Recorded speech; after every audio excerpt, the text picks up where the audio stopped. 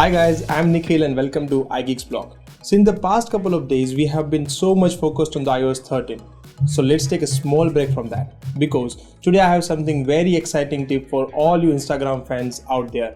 We all love Instagram and it has literally taken over social media and everyone come across is hooked on this app. We are all guilty of using various tips and hacks to make our Instagram stories and feed more appealing and more engaging.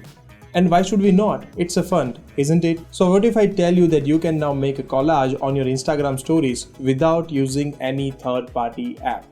Yes, I'm not joking, I actually mean it. So let me not make you wait anymore and show you how you could just do that.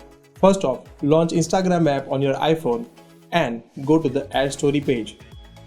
Now click a picture or edit from your library or have a solid colored background. Once you are satisfied with the way the background of your collage looks, head over to the Photos app and select a photo of your choice. Once you have picked up the photo you want to add into the collage, click on the Share button and select Copy. After copying the image, you will have to go back to the Instagram and there will you see a copy sticker option along with an image you just copied. Tap there and boom, the image will appear.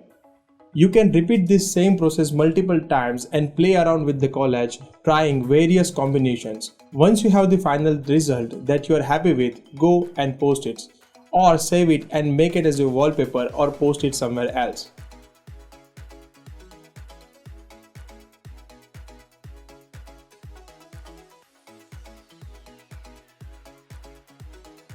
But be sure of one thing, your followers are sure DM you asking how you did that. You can either be a mysterious or hide it, or you could share this video with them. And with that, we have reached towards to the end of this video. Don't forget to subscribe to iGeeks blog and hit the notification bell so you don't miss out any amazing video from our end. Follow us on Instagram, Twitter and Facebook so we stay connected. I'm Nikhil signing off and we'll catch you guys in the next one.